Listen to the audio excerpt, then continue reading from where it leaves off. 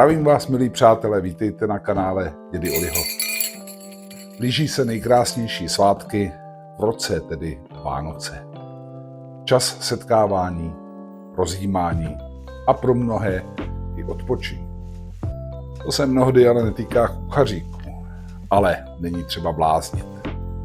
Alespoň já beru vaření kromě praktičnosti a za velkou zábavu. Dnes tu pro vás začínám sváteční kapří seriál.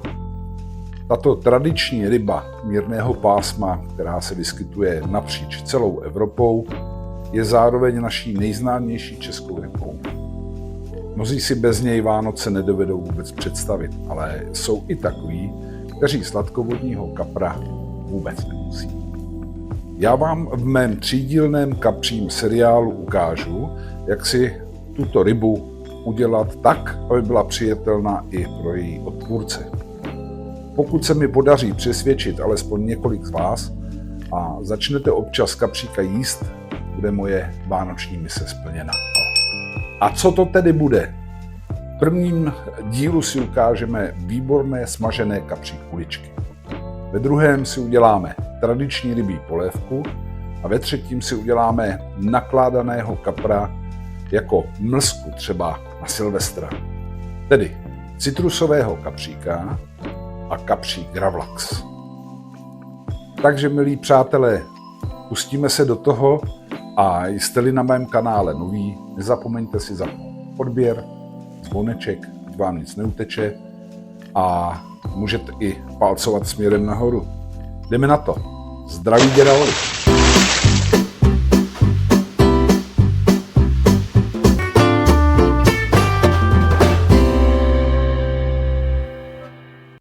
Takže nejprve si připravím kapříka. Já tady mám takovýhodle nádhernýho listce. Výhoda je v tom, že nemá toliká šupin, ale i šupináčem si můžete poradit. Šupiny si buď můžete dát z toho dolů, ale ten způsob, který já vám ukážu, tak v podstatě ani není potřeba ty šupiny sundávat, protože stejně nám tam ta kůže zbyde, tu nebudeme používat.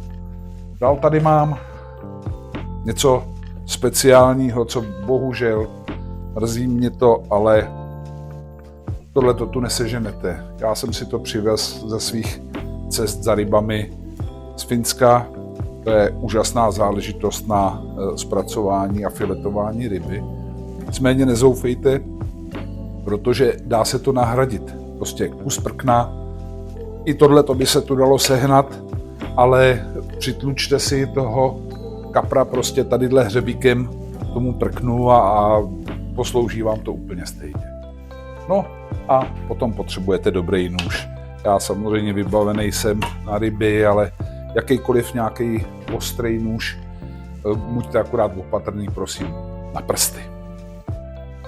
Milýho kapříka jsem si očistil, sundal jsem mu tadyhle těch pár šupinek, co bylo, kůže na tom zůstane, tu stejně na nic nepoužijeme. No a vyvrhnul jsem ho, to jsem vám, přátelé, neukazoval, abych opravdu někoho netraumatizoval. Práce to hezká není, ale bez toho to prostě nejde. Je to úplně jednoduchý. Toho kapra tady má řitní otvor, takže krz něj ho takhle krásně celý otevřete. Vyberete z toho všechny ty vnitřnosti. Tady jsem měl štěstí, protože to byla holka, jíkrnačka, takže mi zbyly tadyhle jíkry. Ty potom přijdou do té polévky a udělají tam takovou krásnou ingredienci. Úplně to uvidíte, budou oranžový jak kaviár, jo? Je to překrásný. No a kapříka si jdu naporcovat. Já vám dnes ukážu takový speciální způsob, který pravděpodobně asi u kuchařů běžně neuvidíte, ale rybáři, někteří zkušení to umějí velmi dobře, takže si z toho vyřežu krásně ty filety. No a v podstatě zbydou mi čisté maso a ten zbytek v podstatě použiju na polévku. Takže nůž a jdu na to. Začnu, přátelé, tadyhle od té hlavy. Jo, takhle ty hlavy takhle krásně rozříznu Vidíte, že jsem tam nechal jsem tam i ty ploutve. Ty tam nevadí vůbec. Jo. Tadyhle si toho kapříka takhle hezky naříznu a začnu tadyhle hezky od zhora. Šáhnu tam a narazím tam na kost. Jo, na tu hřbetní kost a podél celého toho krásně jedu. Až pěkně dozadu. A pěkně po těch kostičkách ho takhle ořezávám. Tady už mi vzniká nádherná fileta a ty kosti mi tam krásně zůstávají. Jo, tadyhle už je hrudní kost, takže pěkně maličku seřezávám celý to masíčko.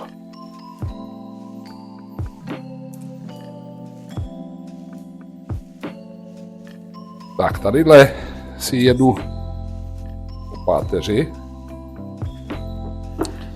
Tadyhle si jedu po páteři až na druhou stranu. Seříznu tu filetu až takhle krásně dolů. Šup úplně celou, podívejte. Takováhle krása tadyhle už je. No a pokračuju hezky dál.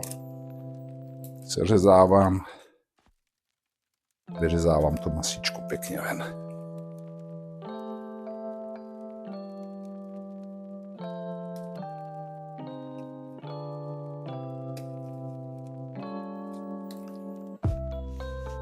A zbyde mi takhle krásně čistá celá ta fileta.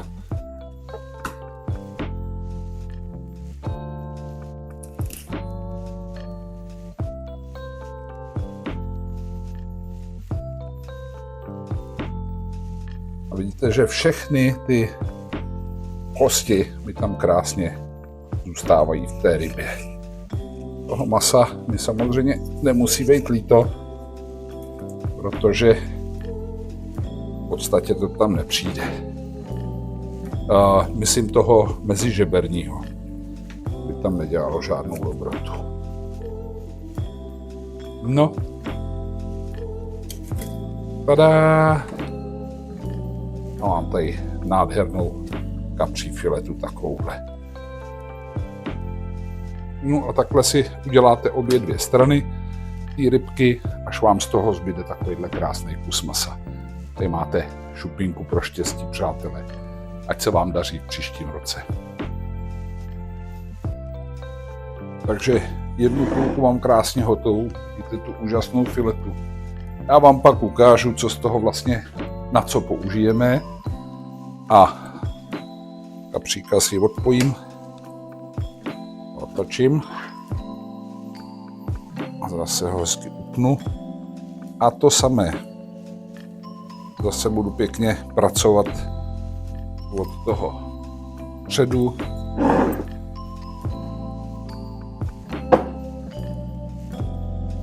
Já se budu snažit, ať to co nejlépe vidíte, ale on je to takovej boj. Člověk hlavně musí dávat pozor, aby se neříz. Takže zase tadyhle zaříznu takhle pod tou hlavou. Zajedu tadyhle až, aby mi tady zbyla i ta ploutev, ty pak samozřejmě přijdou pryč. No a krásně mi to tam drží. Tady jedu z druhé strany. Jo, zase krásně po té kosti, abych se tam hezky dostal a seřezávám celou tu filetu. A vlastně ty ploutve a všechny ty nechtěné kosti, které tam vlastně v podstatě nepotřebuju, tak mi tam zůstávají. Na té původní rybě my si oddělíme v podstatě jenom to masíčko. Tak, tadyhle zase krs až k téhle ploutvi a takhle krásně odříznu ten filet. A je to hezky dál. Chce to trpělivost a jak říkám, přátelé, ta ryba klouže, jo, takže buďte opatrní, si něco neuděláte. Je to hned. Já jenom tak pro zajímavost, jak jsme jezdili na ty ryby, tak jsme si do zahraničí, do Norska a do Finska, tak jsme si sebou vozili i šití. Jeden kamarád měl známýho doktora, ten ho naučil šít, když se tam něco stalo, protože tam prostě byl problém v tom, že by nejbližší lékař třeba od moře je 100 kilometrů, tam ta péče není jak u nás, že to je v každém městě a ty města jsou hned vedle sebe. Takže když si člověk něco nezlámal, tak spousta věcí se řešilo v podstatě své pomocí. Tak, no, už se blížím do závěru. Tadyhle ten upík je už potom slabounkej, ten stejně pak budeme odřezávat. Takže furt se snažím pěkně po těch kostech jet, abych to takhle krásně odřezal jenom to maso. A zase další zajímavost, vlastně ten, řekněme, rybí smrad, nebo jak bych to měl jinak nazvat, je v těch kostech. Když se říznete jenom filet, tak to bude krásný maso, který je vonavý, jo? Není to smradlavý nic. Tak.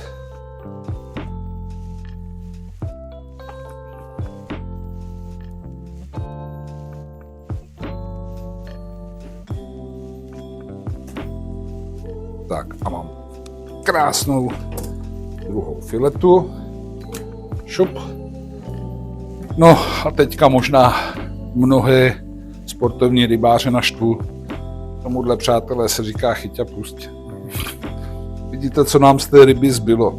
Jo, kousek jakoby s kostěma, sem tam nějaký masíčko, to se nám všecko bude krásně hodit do polévky, včetně té hlavy. Ještě jsem zapomněl a vyndal jsem z toho ven ty žábry. Jo, ty by mohly být taky takový jakoby ne zrovna vonavý.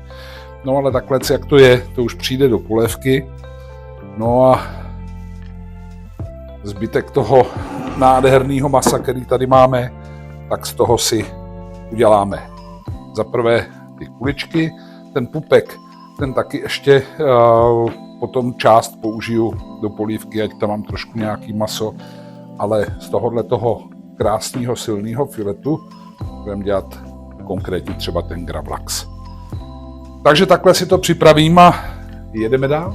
Takže mám tady takovýhle krásný filet z toho kapříka. Já si ho tady podél té čáry v podstatě to břicho odříznu. To tam teďka nepotřebuju, ať z toho mám opravdu takový krásný kus masa. Jenom takovýhle krásný, vysoký.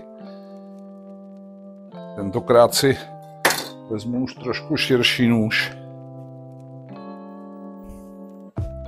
A začnu někde tadyhle o kousek dál takhle. Naříznu si to, až se dostanu na tu kůži. Teď takhle krásně tu rybu seřezávám po té kůži.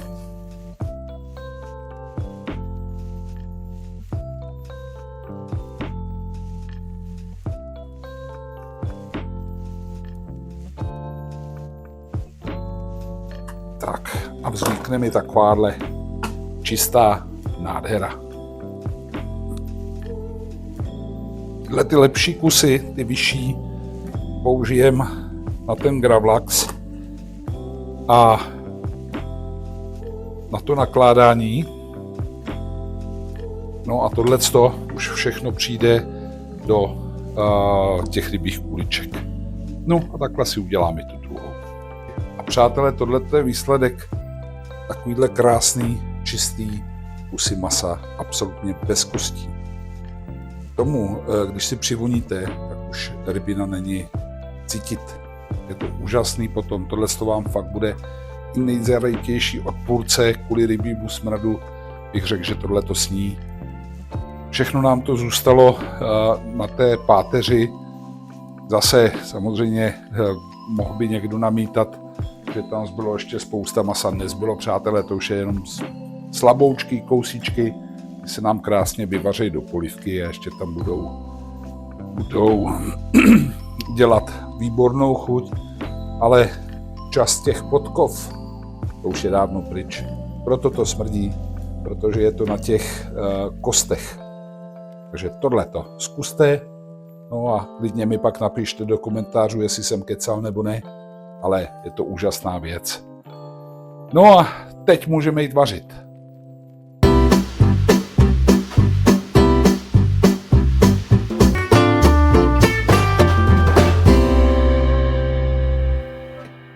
A co budeme na rybí kuličky potřebovat? Především to naše krásné maso. Samozřejmě můžete to dělat i z jiných ryb, nemusí to být zrovna kapr. Každopádně my si to teďka děláme na Vánoce.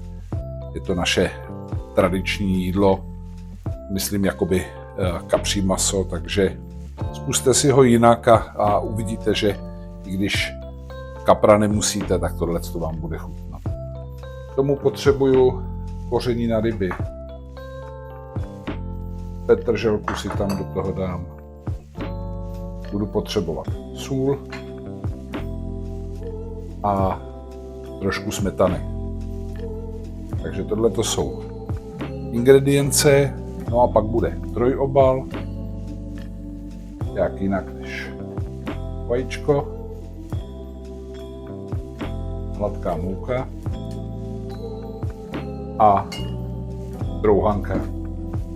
Pokud mě, přátelé, sledujete ze zahraničí, jakože jsem vás tam viděl ze pro mě velmi zajímavých zemí, kromě Japonska, takže zdravím do Japonska a do španělsky mluvících zemí, protože vás tam mám několik, takže taky třeba do Brazílie moc zdravím.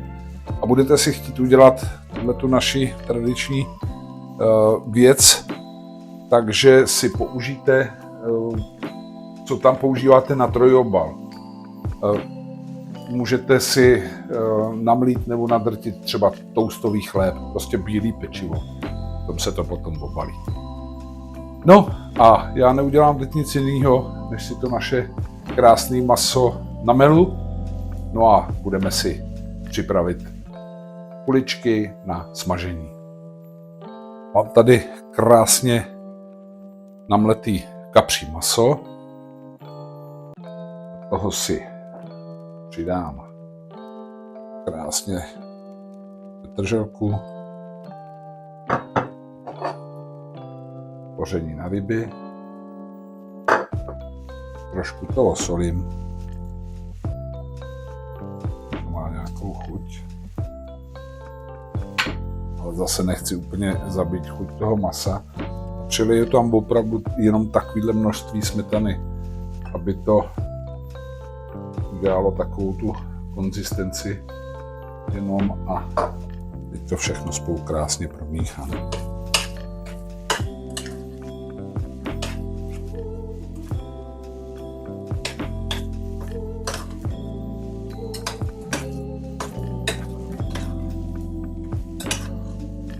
Jakou to dělá takovou krásnou lepivou strukturu.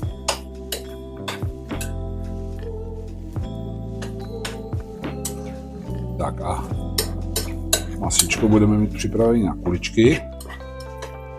Připravíme si trojobal a budeme si je nadělat. Vidíte, už je to hezky spojený, už to pěkně pohromadě drží. Paráda. Skvělý.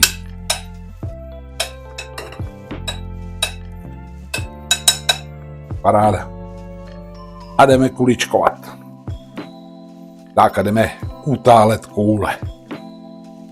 Připravil jsem si tady vodu, tam si budu lehonce máčet ruce, ať se mi to na něj nelepí. Budu si to takhle nabírat, přátelé, lžicí, ať mám přibližně stejný množství. Tak, udělám kuličku. Tak a teď je dobrý takovýmhle lácáním ji pěkně utáhnout. Má si krásně sedne. Tak, teď zakoulím. Tak a mám krásnou rybí kouli. Tak, ta pak přijde do mouky. V mouce si ji pěkně balím.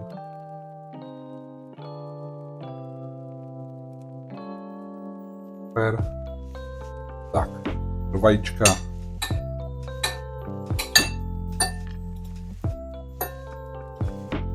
Ze všech stran ji ovajíčkuju a šupstím do strouhanky.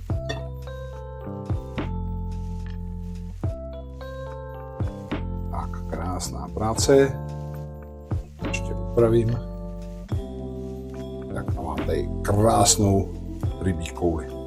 No a takhle si je udělám všechny. A jdeme smažit. Do rendlíku jsem si dal větší množství oleje. Přátelé, už jste v mých videích slyšeli, že používám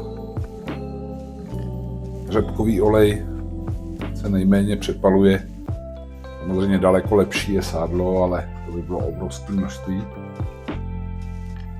Tak a olej si zahřeju, ale smažit to budeme pěkně pomalu. A do rozpáleného oleje si budu dávat ty naše kuličky a budeme to smažit jako koblížky. A tohle takhle hezky pomalu, jo, nic rychlýho. Nespalte se, dávejte bacha na ruce.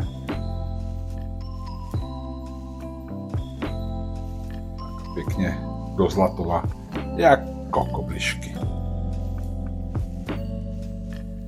Tady vidíme, že se nám začají už sami krásně otáčet, začínají zlátnout. Že si je otočím.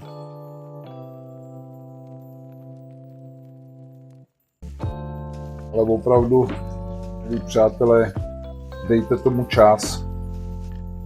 Takže ať už si to uděláte v průběhu roku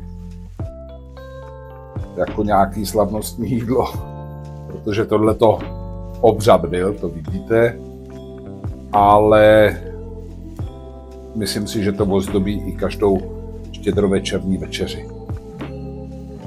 No a máme první várku smaženou. Moji přátelé jsou takový krásný, akorát samozřejmě má to takovou zlatavou barvičku. Nedělal bych to úplně jako kroketu, třeba do hněda. Navíc my ten olej jsme měli krásně čistý.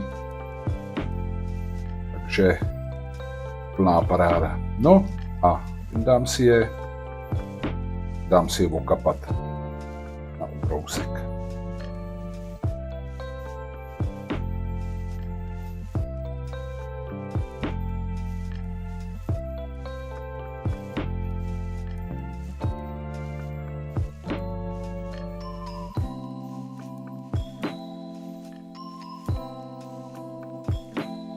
Šuptám hnedka s druhou várkou.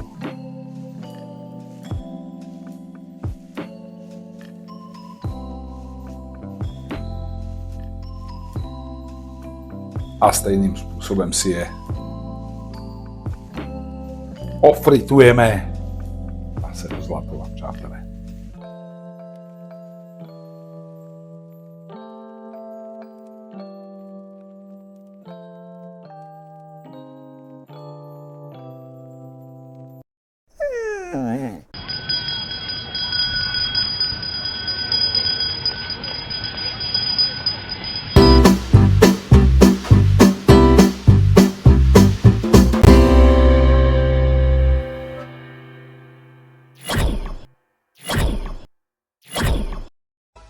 Sluníčko,